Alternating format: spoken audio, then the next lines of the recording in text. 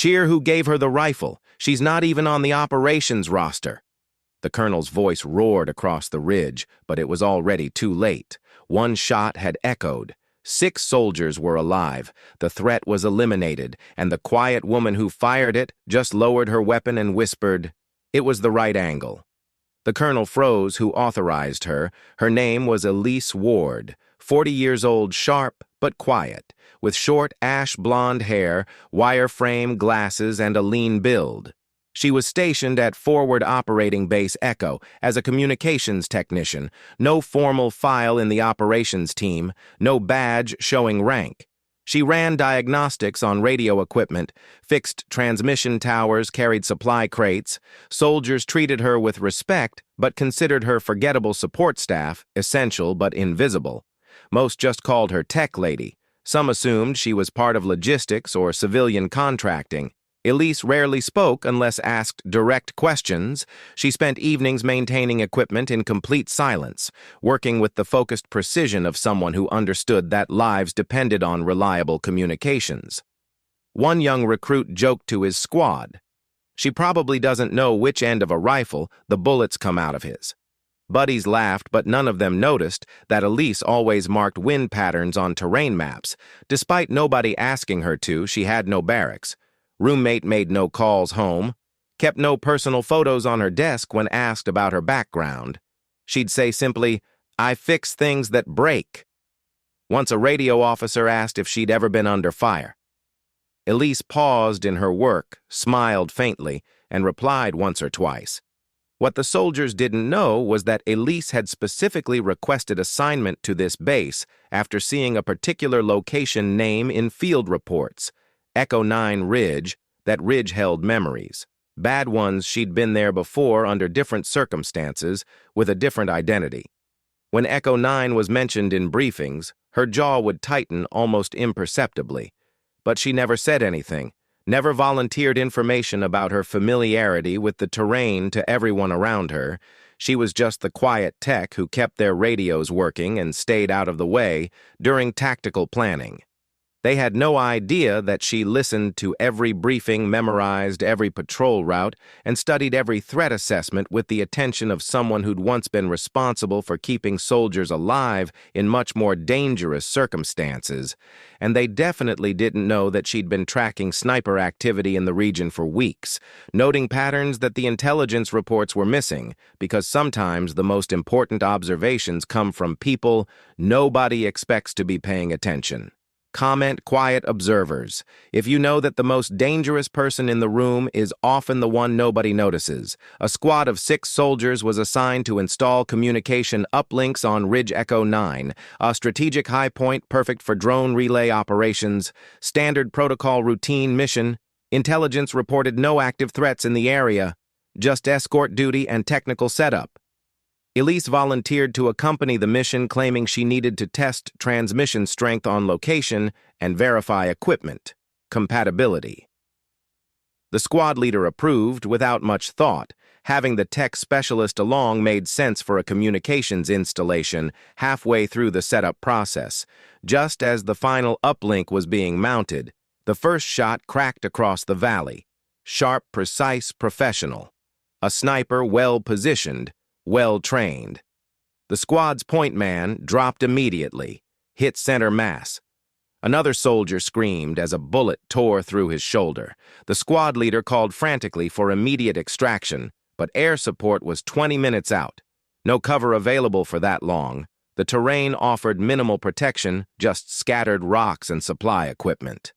The remaining soldiers scrambled for whatever cover they could find, but the sniper had clear sight lines from multiple angles. Another shot rang out, barely missing the medic who was trying to reach the wounded. Elise crawled calmly behind a supply crate, her eyes already calculating distance, wind speed, and trajectory angles. She turned to the squad medic. "Is that a designated marksman rifle in the equipment truck?" The medic hesitated, confused by her calm tone. "Yeah, but it's locked down. That's not for open it. You're not authorized to handle weapons. I don't need authorization. I know this wind pattern." The medic looked at her strangely but fumbled for the equipment keys as another shot impacted near their position. Elise moved to the truck with practiced efficiency, unlocked the weapon case, and withdrew a suppressed DMR with scope attachment. She checked the action, adjusted the scope for 300-meter range, and settled into a firing position that would have impressed any infantry instructor. "What are you doing?" the squad leader hissed. "My job," Elise replied quietly. She studied the opposing ridge through the scope, reading wind indicators from grass movement and dust patterns. Her breathing slowed to the rhythm of someone who'd done this countless times before the enemy sniper fired again, and the muzzle flash gave away his exact position. Elise adjusted her aim point 2 degrees left to compensate for crosswind, elevated slightly for the uphill angle, and squeezed the trigger. One shot clean precise. The enemy gunfire stopped immediately through her scope. Elise watched a black silhouette tumble from the opposing ridge. Silence fell over the valley. 6 soldiers, breathing hard and shaking with adrenaline, slowly realized they were alive. One whispered in disbelief. "What just happened?" Another stared at Elise. You killed him." Elise calmly safed the weapon and set it aside. Threat neutralized, call for medevac for the wounded. The squad leader looked at her with new eyes. "Where did you learn to shoot like that?" Long story. Elise replied, already moving to help with the wounded soldier's comment, instinct over protocol. "If you believe some people are born ready for moments like this." Back at base, the squad returned, carrying their wounded and shaken by what they'd witnessed. The story spread through the camp like wildfire. The tech lady took the shot. She saved the entire squad. You should have seen her like she was born for it. Colonel Patrick Denton stormed into the debriefing tent, his face red with anger and confusion. Who gave her access to a weapon that's a direct violation of base protocol? Elise entered moments later carrying the incident report she'd written during the ride back. The colonel turned on her immediately. "Ward, who authorized you to discharge a firearm?" Elise placed the report on the briefing table. "There was no time to request authorization, sir. 6 lives were in immediate danger." The colonel's voice rose. "That's not your decision to make. You're not combat personnel. You're a technician." Sergeant Malik, the squad leader who'd witnessed the shooting, stepped forward, "Sir, with respect. If she hadn't fired that shot, we'd all be dead. I watched her compensate for wind and elevation like she'd been doing it her whole life." Private Chen, one of the soldiers who'd been saved, added, "She took that shot like a ghost. Sir, perfect form, perfect execution." The colonel approached Elise, his expression shifting from anger to intense curiosity. "What's your actual background? I've reviewed your file, and there's no record of advanced marksmanship training." Elise hesitated for a moment, then slowly rolled up her left sleeve, revealed beneath the fabric a faded tattoo of an obsidian triangle with a raven clutching a lightning bolt. The insignia of Sigma 4 Ghost Signal, an elite sniper division that had been classified beyond official records. Every person in the tent went silent. The colonel's voice dropped to a whisper. Sigma 4 was shut down. 10 years ago, officially disbanded after Operation Hollow Crest. Elise finished quietly. "We weren't supposed to exist when the operation was compromised. Survivors were given new identities and reassigned to non-combat roles." Sergeant Malik gasped, "Your ghost signal. You're one of the legends." Elise shook her head. "Not anymore. Just someone trying to make useful what's left of old skills." The colonel stepped back, processing the implications. "Your shot saved. Echo 9 squad. Then why am I being reprimanded for it?" Long silence filled the tent. The colonel looked around at the faces of the soldiers Elise had saved, then back at her weathered tattoo, then at the incident report that documented a textbook precision elimination slowly, deliberately. He came to attention and rendered a full military salute. "You weren't authorized," he said formally. "You were right." The rest of the soldiers in the tent immediately stood and saluted as well. Alice returned the salute briefly, then said quietly, "Permission to return to my duties, sir, granted, and Ward—" "Yes, sir, thank you." But that evening, Colonel Denton called a private meeting with his senior staff. "We need to talk about what happened today, and we need to figure out how many other technicians on this base might be more than they appear. Because the truth was becoming clear in a world of classified operations and hidden identities." You never really knew who was sitting next to you in the mess hall. The quiet person fixing your radio might once have been the deadliest sniper in the military. The unassuming support staff might be the difference between life and death when everything goes wrong, and sometimes breaking protocol is the only way to save lives. Comment hidden warriors if you believe heroes often hide in plain sight.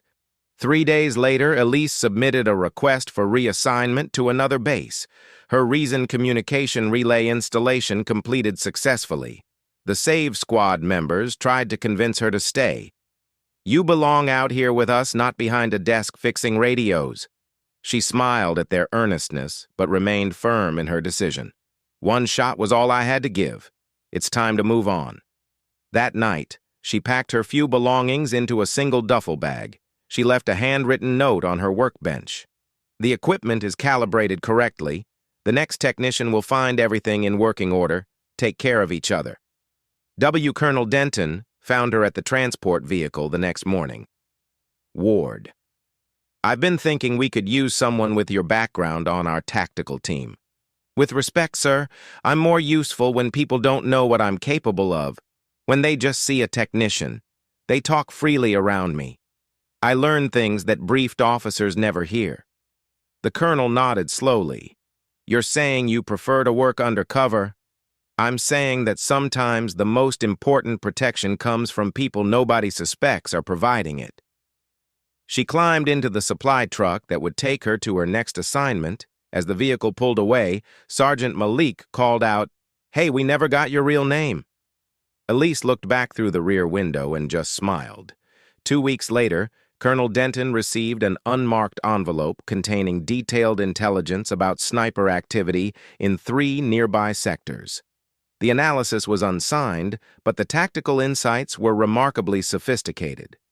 A month after that, another base reported that their new communications technician had prevented an ambush by spotting irregularities in enemy radio traffic patterns. 6 months later, a third base credited their support staff with identifying and neutralizing a security threat. That intelligence had missed the pattern became clear to those who knew what to look for. Elise Ward was still out there, still protecting soldiers, still working in the shadows.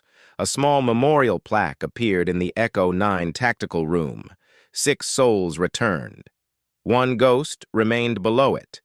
An unsigned edition in careful handwriting. The best guardian is the one nobody knows is watching.